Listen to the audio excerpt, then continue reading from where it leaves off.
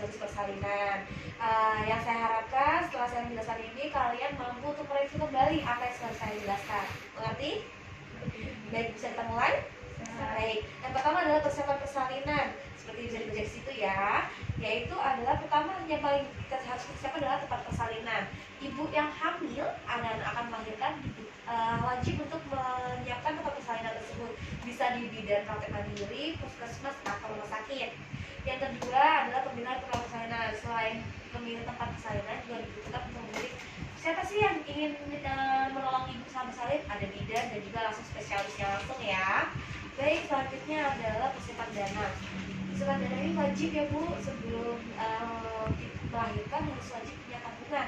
Ada 3 macam Ibu. Pertama ada tabungan, BPJS dan juga Askes. Bisa pilih salah satu aja sih sebenarnya ya, nanti ada.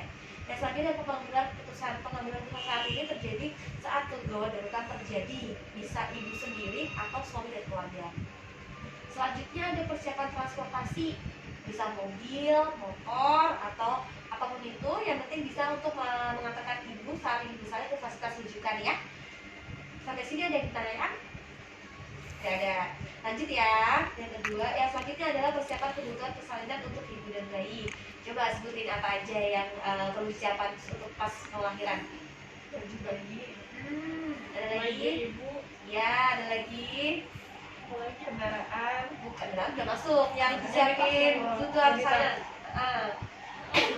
Ada popok ya, ada popok dan juga ada popok ya.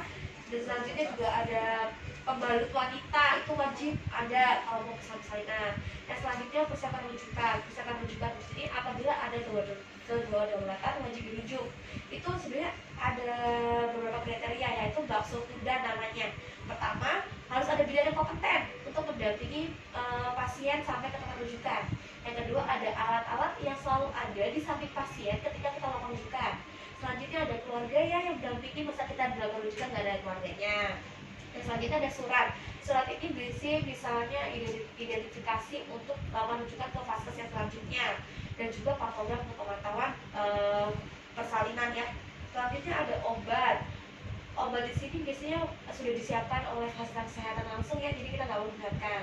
Dan selanjutnya ada kendaraan, uang dan darah. Darah yang dimaksud di sini apabila terjadi gawat darurat itu biasanya akan dilakukan transfusi. Jadi harus menyiapkan siapa sih yang harus kita bawa yang dan golongan yang sama untuk diperlukan kita lihat waktu jadi gawat darurat. Baik, ada ditanyakan sampai sini? Tidak ada ya, ngerti ya? Baik, selanjutnya adalah tanda-tanda persalinan. Tanda-tanda persalinan yang normal itu biasanya adanya his sering dan teratur. His sudah tahu ya, his itu kontraksi atau mules istilahnya. Yang kedua ada body show atau lebih darah, pengeluaran air ketuban, pembukaan serviks, perubahan bentuk vagina dan tekanan pada peduk dan anus. Biasanya kalau kelahiran itu dia ada beberapa tinggi itu. Ya. Lanjut. Selanjutnya adalah fisiologis persalinan. Apa sih? Kalian kan mahasiswa kebidanan juga ya, pasti tahu dong fisiologis persalinan itu apa aja. Ada berapa kala? Ada 4 kala. Baik, sebutin satu-satu. Di 4 kala kan apa aja? Fase pembukaan. Benar. Fase pengeluaran bayi. Benar. Pengeluaran plasenta. Benar. Sama pemantauan. Baik, saya jelaskan lebih rinci ya. Kalau untuk fase pertama atau fase pembukaan itu biasanya pada ibu hamil pertama, ibu melahirkan pertama kali itu dibutuhkan waktu selama 12 jam untuk buka 1 sampai 10. Tapi kalau untuk ibu yang sudah melahirkan itu dibutuhkan waktu selama 8 jam. Ya, lebih cepat sih sebenarnya kalau untuk karena kan udah ada jalannya, bukan kita buka lagi. Pada perubahan kala 1 itu yang dilihat adalah tekanan darah, nadi, penyerapan makanan, HB, suhu, pernafasan, kardio output dan juga serviks. Tadi pembukaan 1 sampai 10 ya. Yang kedua yaitu kala 2 atau fase pengeluaran bayi. Biasanya kalau ibu yang baru pertama kali lahirin itu dibutuhkan 2 jam, 2 jam lebih. Kalau 2 jam lebih itu harus dimintakan rujukan. Dan juga kalau untuk ibu yang sudah pernah melahirkan 1 jam lebih cepat dia. Jadi nggak boleh lebih, nggak bisa sama kayak yang belum pernah melahirkan. Selanjutnya adalah yang dilihat dari kala 2 itu adanya kontraksi dan perubahan uterus. Biasanya kontraksi udah mulai kencang tuh, jadi ngajak keluar udahan. Lalu perubahan ukuran serviks, perubahan fisik dan perubahan psikologis. Kalau kala 3 tadi kan pengeluaran plasenta itu dimulai dari kapan? Kalian tahu nggak? nggak? Lahir Lahir apa? bayi Sampai 30 menit. lahir bayi dimulai dari segera dari lahir bayi sampai plasenta lahir dan tidak boleh lebih dari 30 menit. Apabila 30 menit lahir, ya 30 menit biasanya disuntikan vaksin yang kedua ya. Setelah suntikan vaksin kedua tetap tidak lahir, dilakukan plasenta manual. Nanti kita bahas tentang plasenta manual di lain hari ya. Selanjutnya ada tahapan atau fase pemantauan, di mana pada 2 jam pertama setelah lahirnya plasenta itu kita pantau gimana tekanan darahnya, nadi, suhu, perdarahan, kantong kemih, tinggi volume air dan juga perdarahannya. Bagus enggak? Kalau misalnya nggak bagus, kita segera melakukan rujukan karena itu udah patologis ya, jadi nggak bisa ditangani oleh bidan praktek mandiri. Jadi harus dibutuhkan oleh spesialis langsung. Gimana? Mengerti? Ngerti? Ada yang mau ditanyakan?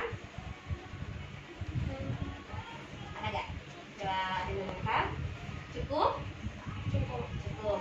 Kalau cukup, sekarang gantian kalian yang menuju apa yang saya katakan tadi. Boleh salah satu, mau siapa, Mbak Cindy atau Mbak Gita? Hah?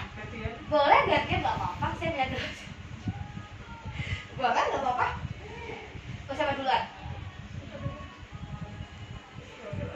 Mbak Cindy duluan. Boleh, Mbak Cindy duluan. Dari mana dulu yuk? Duluan. Dari persiapan persalinan. Ke Mbak Gita langsung. Ngomongnya ke Mbak Gita langsung. Iya, komunikasinya. Mbak Gita langsung ya. Tentang persiapan persalinan itu pertama itu kita harus menyiapkan tempat bersalin. Kalau di praktek bidan mandiri atau di rumah sakit. Terus yang kedua bisa memilih provider atau penolong persalinan, itu bisa dari bidan ataupun dokter ekspres, dokter apa? Objin.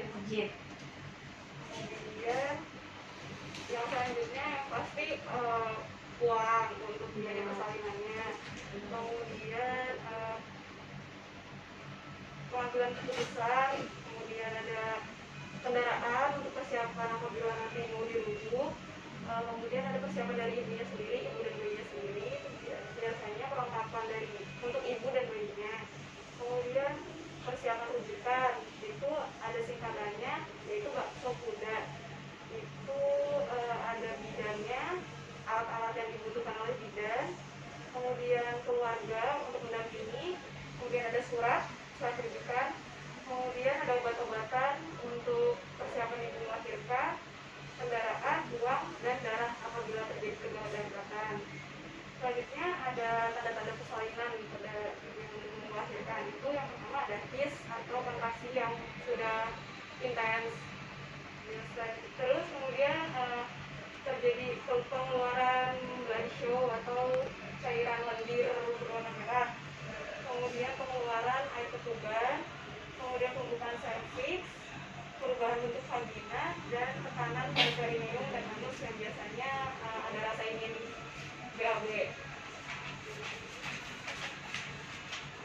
Selanjutnya fisiologis persalinan itu dibagi 4 kala. Pertama kala 1 itu fase pembukaan. Fase pembukaan sendiri ada dua pembagian. Yang pertama pre-gravida atau untuk yang ibu yang baru pertama kali melahirkan, itu fasenya selama 12 jam. Yang kedua untuk multigravida, itu untuk ibu yang sudah pernah melahirkan, itu rentang waktunya 8 jam. Kemudian ada fase atau ada kala 2, yaitu fase pengeluaran bayi. Fase pengeluaran bayi itu untuk ibu yang sudah melahirkan biasanya hanya 1 jam, tapi untuk ibu yang baru pertama kali melahirkan itu 2 jam. Kemudian ada kala 3, fase pengeluaran plasenta. Itu biasanya terjadi setelah bayi sudah keluar, sudah dilahirkan. Itu rentang waktunya tidak boleh lebih dari 30 menit setelah ibu melahirkan bayinya. Kemudian fase yang terakhir ada fase kala 4 atau fase pemantauan. Itu setelah 2 jam ibu melahirkan, ibu dipantau mulai dari tekanan nadi, tekanan darah, nadi, suhu, pernafasan, kandung kemih, TFU, dan serta terjadi perdarahan atau tidak. Bagus, tepuk tangan. Coba kalau Mbak Gita tanpa ngeliat, bisa nggak? Ya nggak bisa kalau Jadi coba ke di review ke Mbak Ngeliat boleh ya Bu? Boleh, nggak apa-apa. Saya ingin menjelaskan tentang persiapan, tanda-tanda, dan fisiologis persalinan. Dimulai dari persiapan persalinan, itu ada perencanaan persalinan, tempat persalinan. Jadi, kita bisa memilih tempat persalinan yang kita inginkan, bisa di rumah sakit, di bidan dekat rumah kita bisa. Kemudian untuk pemilih penolong persalinan, kita bisa memilih juga orang yang akan membantu kita persalinan nanti, bisa bidan atau bisa dokter spesialis ya langsung. Kemudian dana kita pasti perlu dana untuk persalinan, bisa menyiapkan tabulin atau tabungan ibu bersalin, kemudian BPJS dan total surat yang dibutuhkan, atau bisa juga askes atau asuransi kesehatan.